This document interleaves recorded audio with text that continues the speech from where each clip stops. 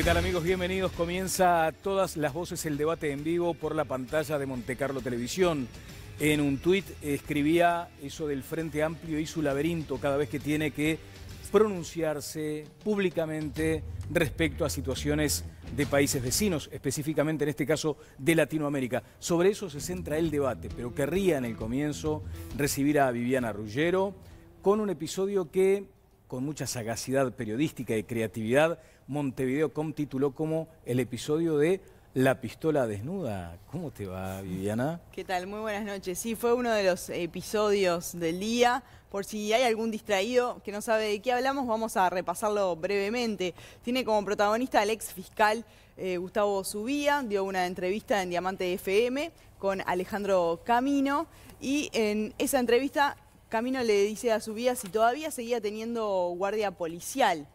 Y él le dice que seguía teniendo la custodia de su ángel de la guardia. Y saca un revólver calibre 22, según él mismo dijo. Eso da un intercambio con Camino, en el que le dice que él, bueno, no comparte portar un arma. Es más, si te parece, Viviana, vamos a repasar ese momento ocurrido durante la mañana de hoy. A ver.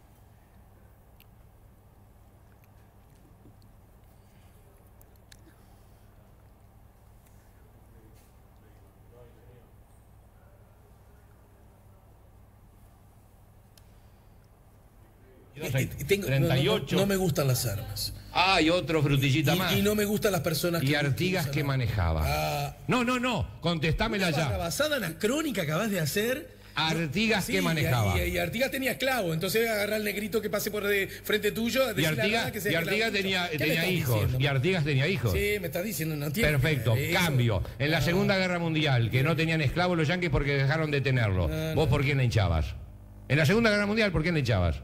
No, y bueno, estaba en contra del eje, por supuesto. Y bueno, querido, ¿y con qué se lo sacó al eje de Europa? No, bueno, no te me pongas de paloma, no te me pongas de paloma. Y yo te concedo el derecho, en la medida que estés en la ley, porque además si estás con arma, tenés porte. Estoy con porte, por supuesto. A que uses el arma. Vos sos el autoritario, que no me concedes a mí el derecho de decir que a mí no me gustan las armas y prefiero una sociedad sin armas. Perfecto. Concedeme ese derecho, No te lo concedo porque... Es que sos un... Pará. ¿Vas a ir a comer una milanesa ahora al mediodía? Si vos me invitas. Te invito, pero te la hago comer, ¿está? Y después que la comas te voy a decir, ¿a vos te gusta matar? Y vos me decís, no, a mí no me gusta matar. Y te comiste una vaquita, querido. Sí. Bueno, ahí ya se fue a otro asunto. Este cruce fue muy comentado en las redes sociales. Como consecuencia de eso, escribió el ex fiscal Zubia este tuit en su cuenta personal que tenemos aquí en pantallas. Vivo a 10 cuadras de Propios y Lecoq, en casa. Fui fiscal hasta hace poco, ando en coche y en buses. Hablo contra delito, me amenazaron muchísimas veces. Políticamente muchos no me desean el bien, no soy del palo. El Estado no nos protege, allí utiliza las mayúsculas. No tengo custodia, no puedo usar, dice en referencia seguramente al matagato que describió hoy en el programa. Hipocresía, dice luego Zubia. ¿Algún otro detalle, Viviana? No, él lo que aclaró es que, bueno, tiene porte de armas y tiene el arma en reglamento. Básicamente es eso el episodio del día. Un aporte para resolver. El Partido de la Gente ha hecho varios aportes. O sea, aportó el procesado por el tema de la estafa Alfonasa, aportó la no presencia de Novi cuando tenía que aclarar por qué hecho una trabajadora embarazada y ahora aporta este conventillo con respecto a que el fiscal que habla de seguridad lleva un arma a una entrevista, ¿no? Y la presenta como que fuera un gran logro. Maravilloso. Y aportó la candidatura de alcaldes hecha por internet, que todo lo que quería ser alcalde se notaba. O sea, hay unos aportes del Partido de la Gente maravillosos para la política. A mí, a nivel personal, también estoy con Alejandro, no me gustan las armas. O sea, sos paloma. Acepto, soy paloma y soy frutillita y a mucha honra y muy orgullosa de serlo. Me parece que tiene todo el derecho el fiscal y cualquier ciudadano, como decía Alejandro, que esté dentro de la ley, a aportar el arma. No sé si tiene derecho a exhibirla de esa manera, y menos una persona pública, en una entrevista pública, y una persona que simboliza tanto para tanta gente enojada, de una forma que uno puede entender con el tema de seguridad. Si él, que es un referente para un montón de gente y está dentro de un partido y va a hacer campaña, no me parece que sea una buena señal estar haciendo eso, porque entonces mañana lo va a hacer otra gente, que si lo hizo el fiscal, que de alguna forma simboliza la ley, aunque ya no sea fiscal, ¿cómo no lo voy a hacer yo? Y eso puede llevar a cualquier cosa. Conrado. No, yo creo que es un episodio gracioso y menor. Primero, seguí perfectamente el diálogo y en realidad el ex fiscal Subía lo que dijo cuando la pregunta ingeniosa de Alejandro Camino fue: no tengo más custodia. Ahora este es mi ángel de la guardia. De la guarda, no de la guardia. Como el lejano oeste. No es el lejano oeste. Se remitió al catecismo. Sí. Es parte de Pero, imágenes que se le enseñaban a los corporales, niños. como el Se lejano le oeste. enseñaban a los niños que asociado a cada niño había un ángel de la guarda. Exhibió un arma que está perfectamente autorizada, que es, él digamos, redujo la importancia. Yo nunca disparé con ninguno, ni con matagatos, ni con chumbera, pero dice, es una 22. He escuchado gente que dice, bueno, yo andaría con una 38. El que sepa usarlo y sea prudente.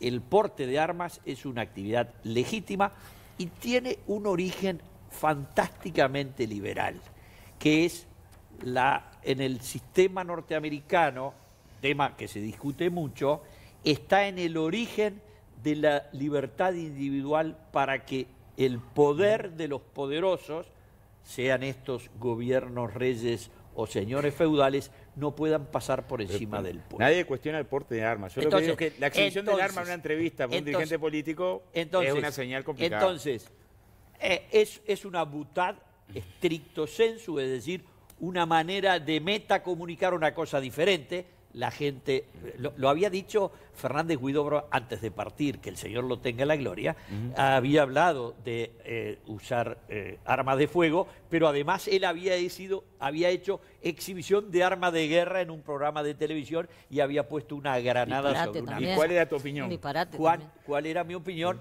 Que había conseguido un extraordinario suceso y un extraordinario impacto de elocuencia que no se conseguía. Eso no me acercó nunca al ñato Fernández, pero nunca nadie del gobierno, no había redes, pero seguro que lo hubieran aplaudido. Bueno, Hace esoterismo. ¿no? Termina la intervención con esoterismo. ¿no? Gracias a Dios Va es al otra pasado, época. trae, lleva. Yo creo que sí, que lo deben haber Increíble. aplaudido, pero por suerte estamos en otra época, donde eso creo que no todo lo que nos gustaría a muchos, pero se revisó. estuviste leyendo las redes Eso se sociales, revisó. que suelen Sí. ser impiadosas también para Sí, estos casos, sí. ¿no? Duras. Y hay Sí. defensas también. Ya aparecerán Sí, memes. el tema de las Acá. redes sociales es que quizá de las cosas más graciosas, no todas, pero la mayoría son de personas que no ponen su nombre y apellido. Por lo tanto, me parece que no vale la pena divulgar. Bueno, Subía cada tanto me envía audios, así que y nos está mirando, así que si quiere enviar alguna otra apreciación más allá del tuit que leímos, será bienvenido. Bueno, vamos a este asunto que nos convoca en esta noche. El Frente Amplio votó, como ustedes saben, la declaración del Foro de San Pablo en su último encuentro, en este caso en Cuba, en la que se justifica y apoya al gobierno nicaragüense de Daniel Ortega y de su esposa, Rosario Murillo. Esta dupla tenebrosa para muchos y que de revolucionarios les queda bastante poquito. Los que apoyaron la declaración del Foro de San Pablo fueron el Partido Comunista del Uruguay, el PVP, Partido por la Victoria del Pueblo, y la lista 711. Mientras tanto, en el Senado se aprobó por unanimidad, a instancias del Partido Independiente, una declaración propuesta por el Frente Amplio de rechazo a la represión y de reclamo de un diálogo verdadero para preparar una salida institucional a la grave situación. Bueno, esto de grave situación ahí ya parece más un eufemismo que otra cosa, porque no menciona esta tragedia que se está viviendo en Nicaragua. Y otra vez la visión de lo internacional que hace un corte allí en la interna oficialista, como lo provoca Venezuela, aunque una polémica, en el caso de Venezuela, percibo más a la sordina. Ha pasado mucho en el país y en el Frente Amplio desde el discurso del general Seregni el 26 de marzo del año 1971. Hablaba Seregni de lo nacional y lo internacional como aspectos de una sola política y del principio de no intervención y de autodeterminación. Y si me permiten, leo un breve pasaje. La autodeterminación significa libertad de los pueblos para crear por sí mismos, con su propia fuerza y elección, su propio destino. Cada pueblo dueño de su destino, decía el general. ¿Cuánto de aquella frase sigue vigente hoy? Sobre vigencias, ¿cuál es el Foro de San Pablo de hoy con relación a aquel que lo inspiró originalmente? Si, como decía Seregni, lo nacional y lo internacional son dos aspectos de una sola política, ¿cuál es la política del Frente Amplio hoy en esa óptica, en esa lógica? ¿Cuántos de los regímenes que se apoyan y saludan serían capaces de aplicar los grupos firmantes aquí en Uruguay de la declaración del Foro si crecieran en poder o si tuvieran más poder? Están invitados esta noche y es un privilegio recibirlos. El diputado Ope Pasqué del Partido Colorado. Ope, buenas noches, ¿cómo le va? Buenas noches, ¿qué tal? El señor periodista Tomás Lien, ¿qué tal, Tomás? ¿Cómo anda? ¿Qué tal? ¿Cómo están? Y el representante de Asuntos Internacionales del Frente Amplio, Sebastián Agobián. Sebastián, ¿cómo te va? Bien, ¿y vos también? Bien, bárbaro. Vamos a un primer informe disparador y luego quiero ya comenzar a palpitar lo que siente la gente sobre este asunto. A ver. Andará Nicaragua, su camino en la gloria. Andará Nicaragua, su camino en la gloria. Porque fue sangre sabia la que hizo su historia. Porque fue sangre sabia la que hizo su historia. La situación de Nicaragua, país que vive una crisis política y social, genera división en el Frente Amplio. La semana pasada, el Foro de San Pablo, que reúne a partidos de izquierda de toda la región, respaldó al gobierno de Daniel Ortega. Esa posición es rechazada por buena parte de los sectores del Frente Amplio, pero tuvo el respaldo del Partido Comunista y las bases. En la fuerza política, sin embargo, también hay voces que plantean que la coalición abandone el Foro de San Pablo. A nivel local, el Senado aprobó una declaración que condenó la violencia y la represión en Nicaragua. El Frente Amplio habilitó el debate sobre lo que ocurre en ese país, pero moderó el tenor del mensaje final. Por otra parte, y en otra situación que genera visiones encontradas en la izquierda uruguaya, el director ejecutivo para América de la organización Human Rights Watch, José Miguel Vivanco, criticó la postura del gobierno de Tabaré Vázquez respecto a Venezuela, la que calificó como insípida. El vicecanciller Ariel Bergamino respondió a Vivanco y dijo que para Uruguay el compromiso con los derechos humanos es irrenunciable. Bueno, este es el asunto, el Frente Amplio en su laberinto. Vamos a comenzar también a transitar por nuestras redes sociales con Jimena Sabarís. ¿Cómo te va, Jimena? Buenas noches. Buenas noches, Daniel. Buenas noches para todos. Así es, damos paso a la comunicación con nuestros televidentes y los invitamos a enviarnos sus mensajes en Twitter usando el hashtag Opino en TLB y a participar del sondeo que les planteamos esta noche. La pregunta es, ¿qué creen ustedes que está ocurriendo en Nicaragua? Pueden votar hasta el final del programa y enviarnos sus tweets a nuestra cuenta @todaslasvoces4. Bien, muchas gracias, Jimena. Voy a comenzar con los invitados. Escribiste sobre el tema, Tomás, con una mirada, bueno, como te caracteriza siempre en el abordaje de estos asuntos, muy aguda, pero muy crítica también.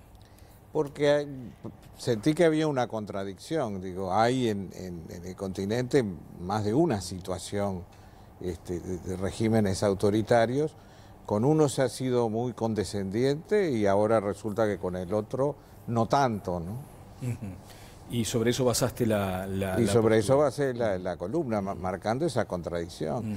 Porque además lo que yo siento, y creo que muchos sentimos, es que esa timidez o ese silencio para cuestionar lo que está pasando no nos representa a los uruguayos, un país que se ufana de alguna manera de una tradición democrática que la gente siente y la cree muy propia.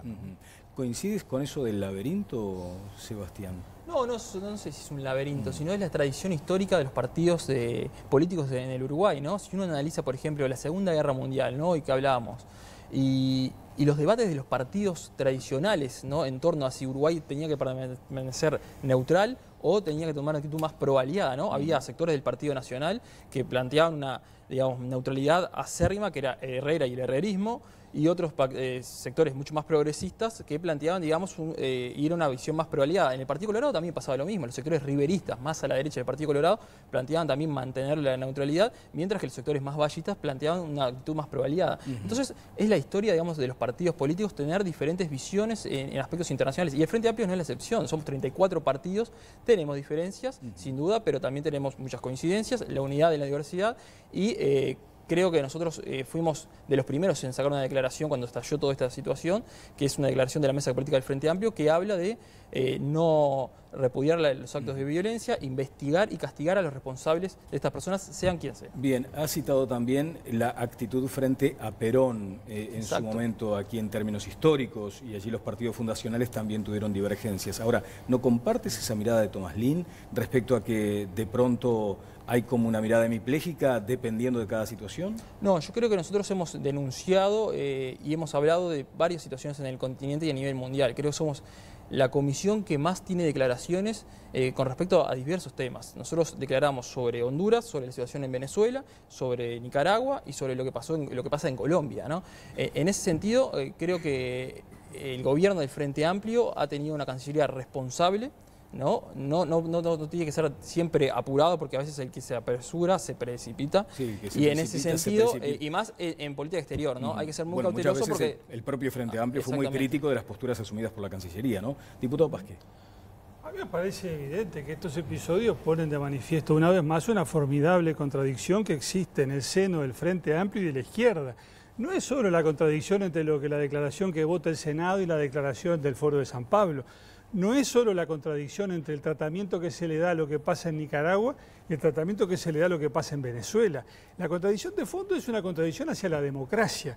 ¿Valen las instituciones democráticas? ¿Vale el Estado de Derecho por sí, siempre, en todo caso? ¿O es según el sesgo ideológico del gobierno de turno? ¿Hay grupos antidemocráticos en el Frente Amplio hoy? Hay grupos claramente que prefieren un gobierno progresista, aunque sea autoritario y aunque mate gente en la calle, a un gobierno democrático. Es el Partido Comunista, es el PVP, es la 711 que fue al Foro de San Pablo. Me parece clarísimo y el Frente convive con esa contradicción y hace equilibrio entre los dos extremos. Me parece evidente que es así.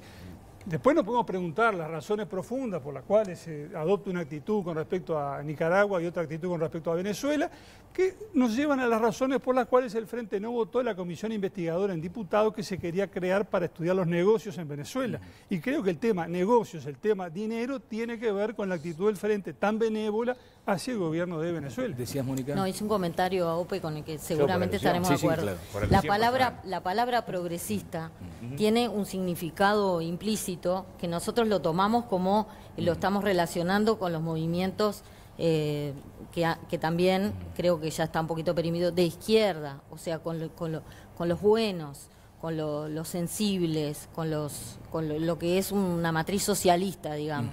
Entonces usamos progresista. Yo no creo que el gobierno de Nicaragua sea progresista. Tenemos que empezar a usar por una otras palabras, seguramente. No, sino que me parece... Entiendo que...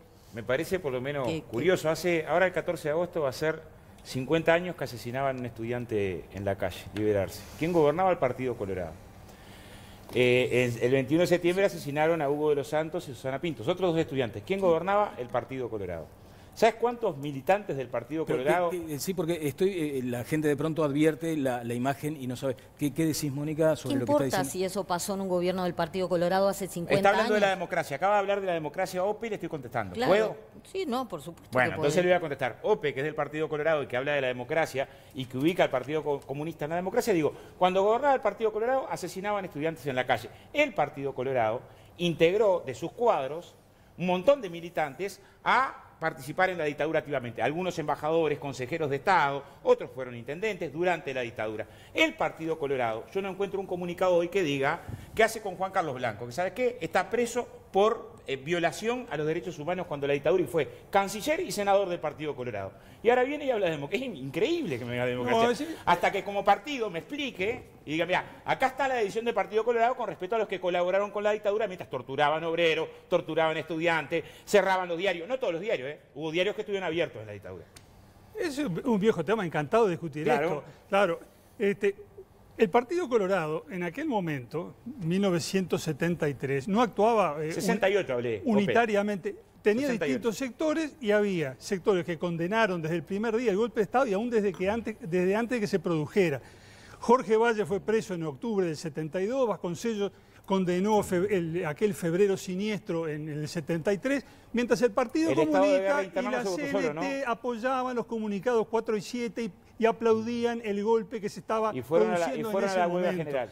Y condenamos a esos sectores desde siempre. No necesitamos hacer autocrítica, porque hicimos la heterocrítica. Los vallistas que estuvimos contra el golpe de Estado criticamos desde el primer día. Y me imagino las críticas a las cámaras empresariales que integraban el Consejo Asesor a la dictadura, el Partido Comunista y la CNT apoyó a los militares en el 73 hasta que al gorila les salieron los pelos y vieron que no podían subirse a esos tanques porque ustedes también iban a ser víctimas. Se dieron cuenta tarde, pero en el año 73 lo que hubo fue huelga general en respuesta a la dictadura. Y la huelga general duró 15 días y se terminó mucho antes. Y hubo una cantidad de compañeros presos. Conrado, por favor, antes, si me permitís, Conrado, antes de tu opinión, ya tenemos comentarios de la gente que se ha puesto también muy activa con este tema. Jimena, adelante, por favor. Así es, Daniel, queremos compartir algunas de las opiniones de nuestros televidentes sobre la actual situación en Nicaragua. Por acá Estela Biasli dice: es represión y tortura en más cárceles, fundamentalmente a los universitarios. Los desgarradores testimonios de los protagonistas a organizaciones de derechos humanos no dejan indiferente a nadie. Inusitada crueldad de Ortega.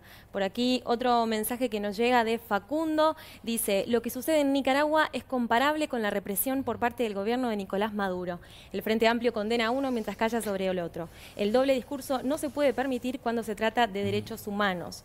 Y también por aquí expresa Adrián Zulueta: creo que en América Latina ya pasó la hora de los gobiernos populistas y de izquierda. Mucha corrupción y la gente se cansó. Sigan enviándonos sus mensajes y también votando en el sondeo de esta noche en el hashtag Opino en TLV. Conrado. Esto es la historia del llamado corrientes marxistas-leninistas en el mundo y desde que se instalaron a partir del pensamiento de Vladimir Ilich Lenin. En 1953, en marzo, murió Stalin. 3 años después, Khrushchev dio un discurso y denunció los crímenes atroces que habían concurrido en los 30 años que había estado gobernando Stalin. Trotsky lo mandó matar Stalin y por supuesto fue el Partido Comunista que mandó al señor Mercader a México para matar a un disidente que por supuesto era un asesino igual que Stalin y que Lenin. Mao Zedong mandó millones en el año 68, millones de chinos por la revolución cultural a los campos de reentrenamiento. Ceausescu, el líder socialista comunista de Rumania, mató a miles de rumanos hasta que las hordas lo mataron a él en diciembre del 89. Pol Pot, el jefe del Partido Comunista Popular de Kampuchea, terminó trabajando para Estados Unidos y contra el Partido Comunista. Que murió en abril en abril de 1998, mandó a los campos de reeducación a 4 millones de camboyanos. Honecker, el sátrapa de Alemania Oriental, un asesino, murió en Santiago de Chile en 1994. Y el señor Enver Hoxha, el jefe líder maoísta de Albania, murió en el año 85 sin que nadie hubiera dicho nunca en ninguno de los partidos de la izquierda uruguaya ni una palabra contra semejante asesino. Y ahora asistimos a la vergonzosa y increíble actitud de quienes callan los crímenes, asesinatos, despojos y robos escandalosos de Chávez, de Fidel, del Che, de Maduro y del violador de Managua, violador de la hija de su mujer, el señor Ortega. Hago bien.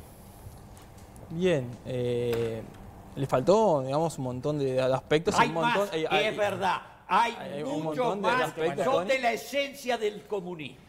Y también del capitalismo y del nacionalismo, ¿no? El capitalismo no tiene nada que ver. No solo hay violaciones de derechos humanos de los capitalistas, de nacionalistas.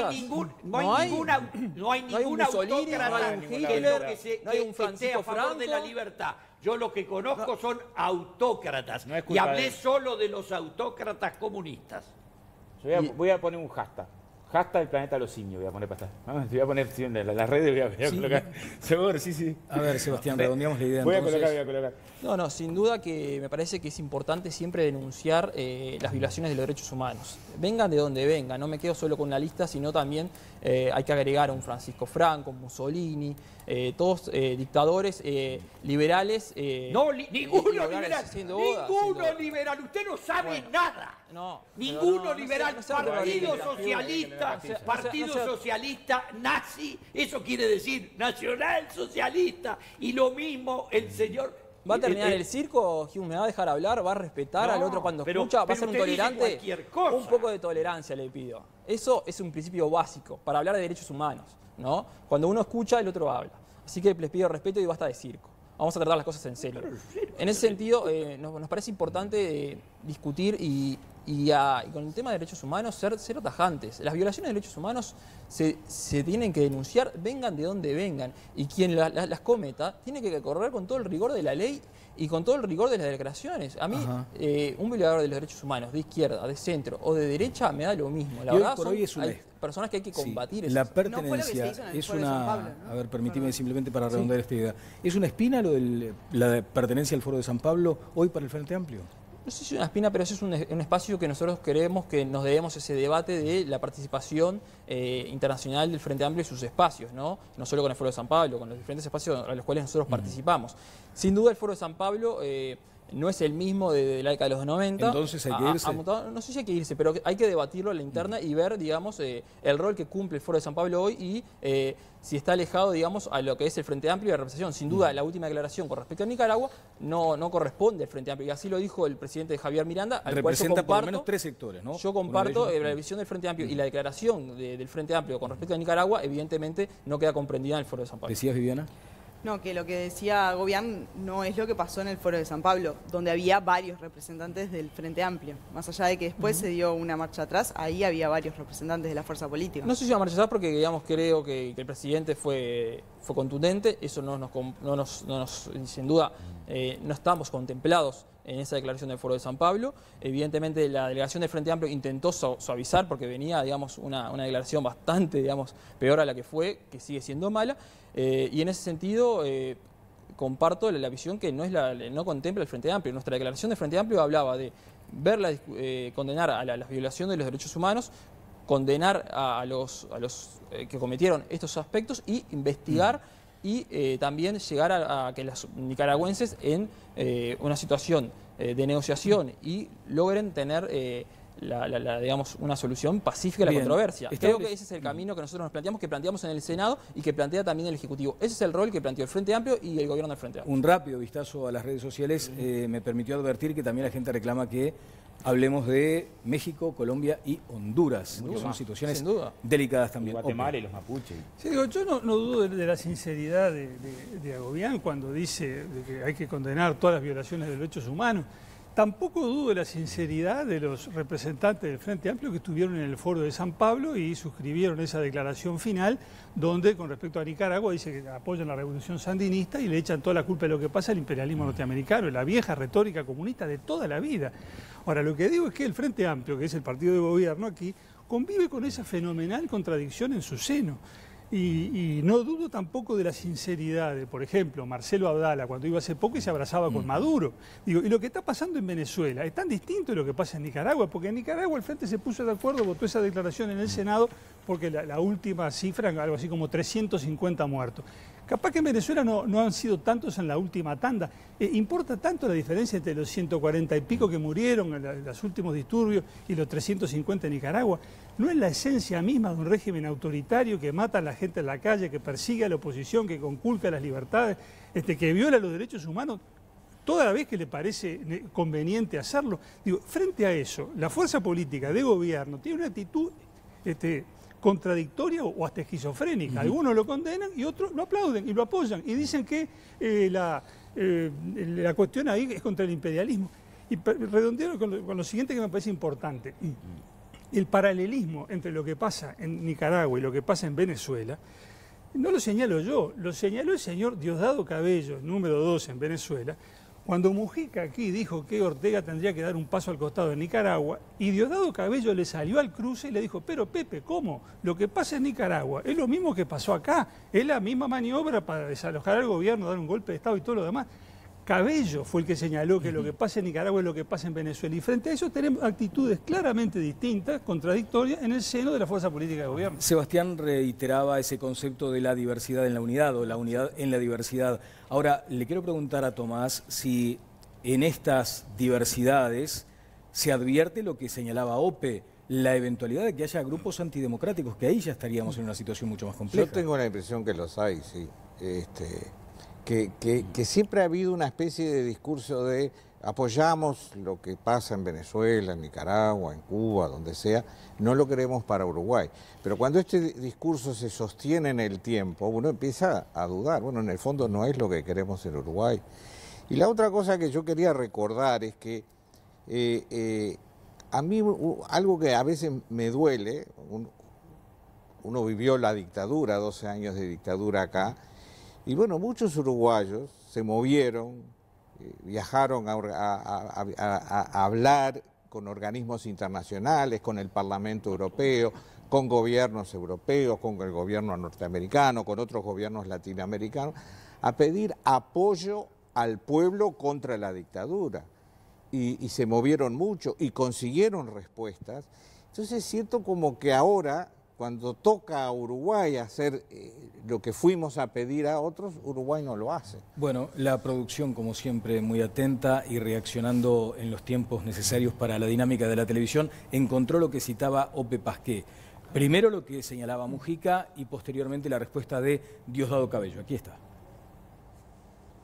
Me siento mal porque conozco gente tan vieja como yo, porque recuerdo nombres y compañeros que dejaron la vida en Nicaragua, peleando por un sueño, y siento que algo que fue un sueño se desvía, cae en autocracia, y entiendo que quienes ayer fueron revolucionarios perdieron el sentido que en la vida hay momentos que hay que decir me voy, que pueden no tenerse fuerzas o interpretar razones, pero la razón más importante la tiene la suerte de la gente. Y hay que asumir actitudes en función. ¿No te das cuenta, Pepe, lo que está ocurriendo en Nicaragua en este momento? ¿No te das cuenta que es lo mismo que estaban haciendo aquí en Venezuela? Claro, él llamó a Nicolás loco como una cabra, ¿no? Todos se pueden ir y él está pensando ser candidato otra vez en Uruguay. Los egos enferman. Los egos enferman. Mucho respeto le tengo, pero no estoy de acuerdo con lo que él dijo. Yo más bien le digo es aquí a Venezuela, resiste, Daniel, resiste, pueblo de Nicaragua, resistan los sandinistas, que no puedan con ustedes. Mónica. Tendría que hablar tanto. Creo que si el gobierno uruguayo no condenó a Venezuela por lo que está haciendo adentro, creo que debería condenarlo solamente por esto que le dicen a Mujica. Que eso debería ser absolutamente todo el espectro político uruguayo debería haber generado quizá en ese momento tampoco se me ocurrió, pero viéndolo ahora a mí me duele y me molesta que no haya reaccionado tampoco el espectro político para defender a quien fue un expresidente y que evidentemente tiene el apoyo popular, un apoyo popular muy fuerte todavía. Bueno, y recuerdo que se destrató públicamente a un vicepresidente en funciones, claro, también. ¿no? Venezuela nos puede pegar y pegar y pegar y resulta que nadie le responde.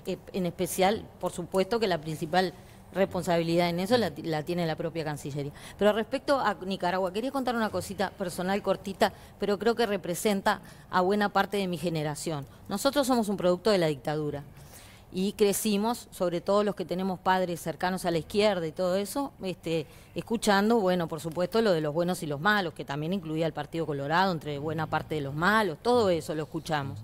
Y crecimos admirando, quizás, a una revolución más fresca, que era como la de Cuba, que era Nicaragua. Cuando llegué a Nicaragua en el año 86, de la emoción de ver el cartelito desde el avión que decía "Bienvenidos a la tierra de Sandino", se me fue la voz. Estuve 3 días sin hablar. Lo primero que hice fue ir a visitar la tumba de Carlos Fonseca y a cantar su himno. Por eso cuando pasaban recién también la otra canción resultaba emocionante. Conocí a los comandantes revolucionarios que habían sido, el grupo de comandantes que gobernó en Nicaragua, fue el resultado de una gran mesa de negociación que se armó en Costa Rica cuando estaban los sandinistas armados estaban derrotando a Somoza y con el apoyo del pueblo de Nicaragua. Se formó allí una especie de junta de comandantes que fueron después los que ingresaron al gobierno. El tema es que a medida que el gobierno nicaragüense se fue yendo cada vez más cerca de Cuba y de lo demás, se fueron retirando. El tema es que este señor que está hoy en la presidencia, que es prácticamente el último que queda de esa revolución, ya no le queda nada de revolucionario. Tanto él como su señora, con sus propios enemigos como de antaño, su señora es ¿no? sobrina nieta de Sandino, por ejemplo, ¿no? Es una gran poeta de Nicaragua, fue una periodista de la prensa, trabajó con Chamorro, un gran luchador liberal contra la dictadura de Somoza, y luego su familia dividida contra la revolución. Lo que estoy diciendo es que este hombre se ha ido haciendo un proceso incluso mental hacia lo que fueron los dictadores de García Márquez, que hoy no tienen nada que ver con la izquierda, ni con la revolución, ni con nada. Óscar Andrade, antes, déjame un minuto para la gente, por favor. Jimena, por favor. Sí, seguimos recibiendo las distintas opiniones de ustedes desde sus casas, usando el hashtag Opino en TLB. Por aquí Ferina Liberar dice: el Frente Amplio con Nicaragua demuestra una vez más la hipocresía de la izquierda. Cuando la represión, la tortura y muerte viene del lado de los compañeros ideológicos, no es ni represión ni tortura ni muerte, es democracia. No hay que meterse y bla, bla, bla, dice por aquí uno de nuestros televidentes. Jorge García expresa: el país que viola más derechos humanos es Estados Unidos, con el hashtag Opino en TLB. Y otro mensaje de Héctor Cairús, que dice: ¿algunos de ustedes creen sinceramente que cubanos, venezolanos o nicaragüenses moverán un dedo si mañana en Uruguay hay un problema parecido al que ellos tienen? Recibimos más mensajes de ustedes y también recuerden que hasta el final del programa pueden votar en nuestro sondeo de esta noche. Bueno, ahí la historia a Cairús le demuestra que sí, que efectivamente se movieron varios dedos, ¿no? Sí, Óscar, a ver. Claramente. A ver, yo creo que tenemos un problema de cómo enfocamos los derechos humanos en América Latina, de cómo los enfocamos. O sea, tuvimos un fraude electoral grosero, grotesco en Honduras. Grotesco, no fue hace 10 años ni hace 5 años, fue hace pocos meses, ¿no? Echaron los veedores internacionales, hicieron el fraude, reprimieron durante meses, murieron decenas y decenas de personas. ¿Hubo algún pronunciamiento de algún partido político, del Parlamento, de preocupación? Lo condenamos, hicimos un debate profundo. En un país donde la tasa de muertes cada 100.000 habitantes es 15 veces mayor que la que hay en Nicaragua. ¿Hicimos? No. Tenemos una situación donde acaba de haber elecciones en México. Como ganó un sector progresista, capaz que ahora nos preocupen los derechos humanos en México. Pero murieron más de 100 candidatos. No hablamos de los más de 20.000 desaparecidos en México, ¿no? Más de 100 candidatos en México, fosas comunes, la OEA lo dice, ¿no? Tenemos una situación en Colombia donde más de 200 dirigentes sociales, más de 61 dirigentes campesinos en Brasil el último año con Temer, donde la Comisión Interamericana de Derechos Humanos de la OEA, insospechada de izquierda, dice muy claro: se ha transformado Brasil en un país peligroso para quienes reclaman los derechos humanos. Entonces, el problema de los derechos humanos es en el continente, pero hablamos de golpe de Estado ahí, hablamos de falta de democracia, lo colocamos con la misma urgencia, que yo no defiendo la represión a ninguna movilización, tampoco en Nicaragua, y comparto que el Frente Sandinista, en su medida, los TLC, prohibición del aborto hasta por cuestiones terapéuticas, el pacto con Alemán, tuvimos de embajador acá al hijo de Licho Gelli, ¿no? Hay un conjunto de medidas que tienen poca referencia con la perspectiva de la revolución nicaragüense del 79. Conrado. Es tan recurrente este fenómeno que además cuando aparece gente que se baja, fíjense, esta semana Viviana Ruggiero y Patricia Madrid en su programa matutino entrevistaban a Sergio Ramírez. Sergio Ramírez, un gran escritor, pero fue integrante del gobierno de unidad nacional que se constituyó en Managua cuando entraron el pueblo nicaragüense para liberarse de 40 años de somocismo. ¿Y qué le decía Sergio Ramírez a Patricia y a Viviana? Es una vergüenza la actitud de la izquierda de algunos países, estuvo bastante educado. Está radicalmente en contra. ¿Qué pasó con Violeta Chamorro, que fue presidenta, y los hijos de Violeta Chamorro que han tenido actuación política y que dirigieron históricamente el diario La Prensa de Managua? ¿Qué pasa con Ernesto Cardenal, un sacerdote nicaragüense, hombre de izquierda? Y mire, los hombres de izquierda yo los aprecio por su, no por su postura ideológica, sino por sus virtudes y talentos. Y Ernesto Cardenal lo tenía. En los hombres yo siempre hablo de los seres humanos. Porque hay dos comandantes mujeres también que se bajan. Hay dos comandantes mujeres. Ese grupo, ¿dónde está el comandante Borges? ¿Dónde está Humberto Ortega? Todos se murieron o los mataron. Este señor es un asesino descarado y acá van y le aplauden partidos como el Partido Comunista o la ignota lista 711. Decía en su columna Tomás Lin, y quiero ir con Sebastián Agobián, que acá una vez más se advierte como un sesgo fatal de la izquierda. Por un lado condena a algunas dictaduras, pero por el otro simpatiza con otras. No, yo creo que eso puede ser relativo a la historia de lo que hoy hablaba al principio, ¿no? La historia de los partidos políticos del Uruguay, ¿no? Y en ese sentido, sin duda, hubieron episodios a los cuales evidentemente no nos sentimos reflejados, una parte de la izquierda, y lo hemos condenado. Históricamente creo que es importante pararse desde el Frente Amplio, ¿no? Desde los lineamientos históricos del Frente Amplio, ¿no? Siempre fuimos firmes con respecto a lo que es la violación de los derechos humanos y la condena, digamos, a la dictadura cuando nació en Uruguay y también a las diferentes dictaduras. Y sin duda, por ejemplo, estos episodios que Diosdado Cabello, ¿no? le habla a Mujica, creo que no sé si hay que responderle, porque si no, ¿sabe qué pasa si le respondemos a Diosdado Cabello? Pasa lo que yo hubiera pasado si yo le hubiera respondido recién a Connie Hughes cuando me gritó y me destrató. Le hubiera gritado en la misma forma, hubiéramos sido, digamos, incivilizados. Entonces me parece que ante los argumentos incivilizados de un personaje triste como es Diosdado Cabello, creo que hay que ser oídos sordos y, bueno, sin duda repudiar muchas veces sus accionares y la historia va a poner a Mujica y a Diosdado Cabello, uno sin duda arriba del otro. ¿Este sesgo fatal, Tomás, es de ahora, de esta izquierda o de este Frente Amplio? No, creo que es de siempre. También es verdad lo que decías hoy al principio de que, bueno, en Uruguay ha habido, ante grandes acontecimientos, posturas a veces contradictorias. Te referiste al periodo de la guerra. Yo nací después de eso, ¿no? Pero tiendo a pensar de que Uruguay tuvo una postura de neutralidad pro-aliada y que yo, de haber estado en esa época, hubiera preferido un Uruguay pro-aliado, no neutralmente pro-aliado, sino abierta, porque creo que ese era el sentir de la población respecto a lo que es una democracia y lo que no es una democracia, y sabía distinguir muy bien qué era el eje y qué no era el eje, ¿no? Y creo que esa tradición es la que está presionando, y que lo que yo siento es que el Frente no responde y no representa ese sentir en estos temas. Ajá. Ope, muchas veces en la consideración de la gente, sobre todo en estos fenómenos de las redes sociales, se sostiene como una base argumental decir, miren que los que respaldan en este momento o son tibios con la manifestación de repudio a lo que está pasando en Nicaragua, son aquellos que si tuvieran más poder aplicarían lo mismo acá.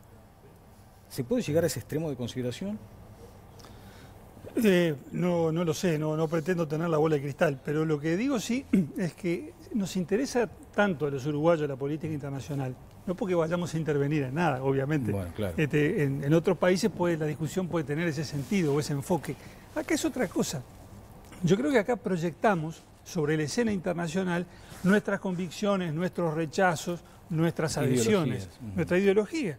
Y entonces, lo importante es ver cómo hay sectores políticos que siguen aferrados a una visión, diría yo, instrumental de la democracia. La democracia no vale en sí misma no vale porque es democracia, porque la gente vota, porque los derechos humanos se respetan, sino que vale en la medida en que sea el marco desde el cual un gobierno desarrolla políticas de izquierda, de justicia social, progresistas, a la acepción que se le da ahora, o como se le quiera llamar. Y otros pensamos que no, que la democracia es democracia y hay que defenderla siempre, sea cual sea el signo ideológico del gobierno de turno.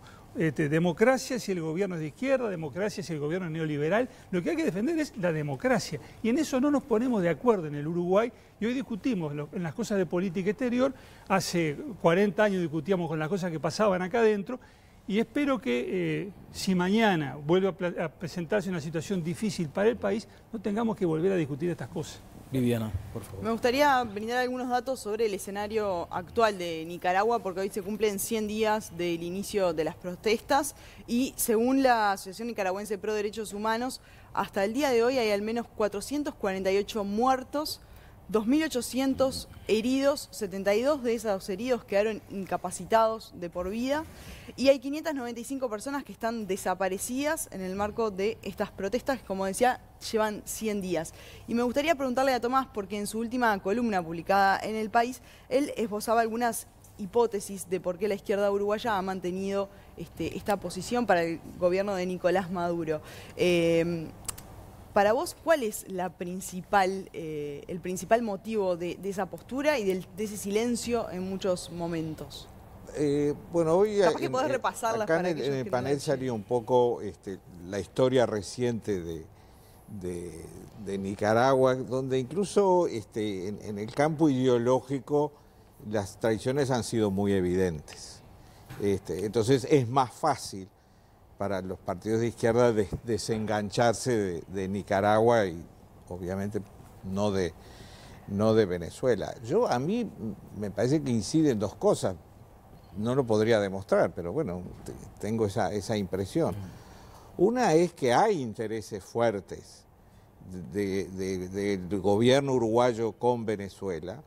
Hubo intentos de formar una comisión para investigarlos en el Parlamento y bueno, no prosperaron. Me parece que así como el periodismo ha investigado otros temas, en ese no se ha metido. Y el otro punto es la cercanía de ciertos sectores de la izquierda uruguaya con Cuba y la cercanía de Cuba con Venezuela. Entonces ahí se hace un combo que hace difícil que la izquierda se suelte de ese tema. Bien. Me da la impresión. Oscar, por favor. Yo creo que la democracia es una conquista social en la que los trabajadores tienen mucho que ver. Ahora, en esta circunstancia, para mí, la pelea por la democracia es la pelea contra el imperialismo. Es difícil pelear por la democracia sin pelear contra el imperialismo. Y la historia demuestra, voy a poner un ejemplo. Hace pocas semanas tuvimos la imagen de niños enjaulados. Cientos de niños enjaulados en Estados Unidos con la inmigración. ¿Hubo declaración parlamentaria? O sea, juzgamos, condenamos, reunimos el Senado, reunimos diputados, dijimos, bueno, vamos a condenar los partidos. ¿Se pronunciaron? ¿No? Tuvimos una actitud firme, ¿no? Decir, bueno, ¿qué más duro puede haber de decir, separo al niño de la madre, los pongo en una jaula? No, ¿por qué? ¿Te acuerdas? Que hay legisladores, ¿por qué no lo hicimos? O sea, ¿por qué no tuvimos esa reacción?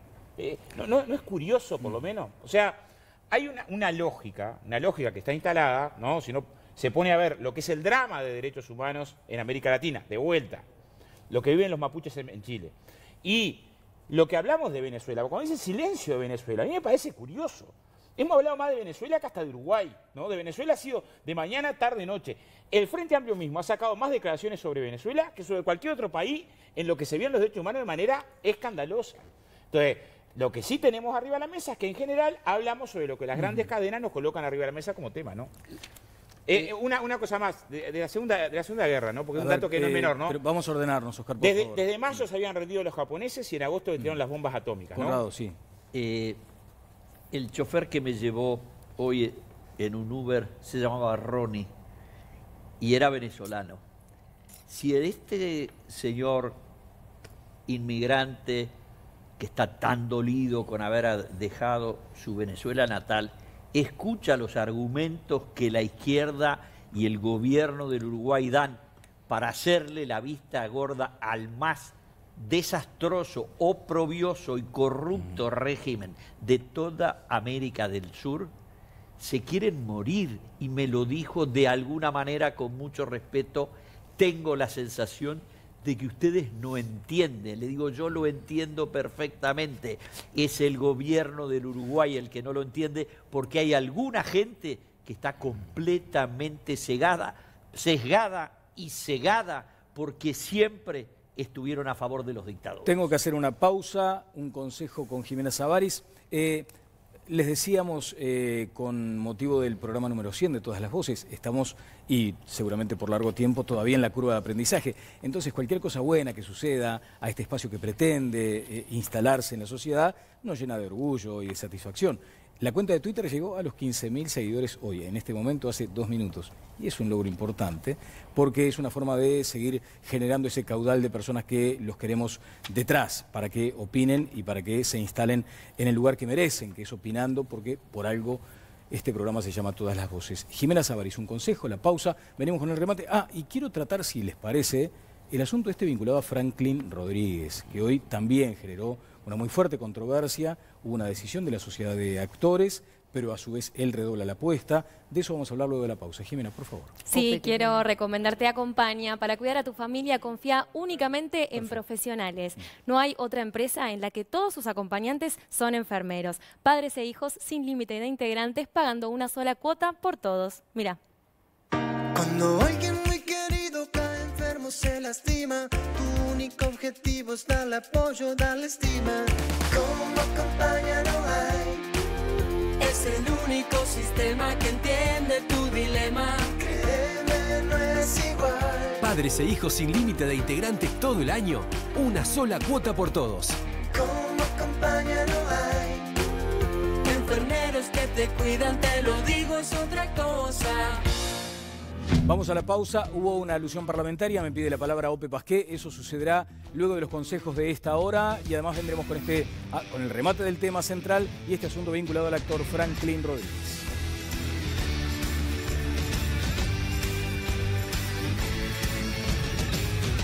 Seguimos adelante ya en el cierre de Todas las Voces. Vamos a publicar los datos del sondeo que hicimos hoy en minutos, pero me pedía Ope Pasqué la palabra por una alusión parlamentaria, Ope. No, porque Oscar se preguntaba recién por qué en el Parlamento no se discuten tales y cuales cosas o no se hacen declaraciones sobre esto, sobre aquello. Yo les recuerdo que en el Parlamento es mayoría el Frente Amplio, que son los dueños del orden del día. Discutimos lo que el Frente quiere y lo que el Frente quiere sale porque tiene mayoría para hacerlo. Nadie se opuso nunca a que se planteara un tema de eso.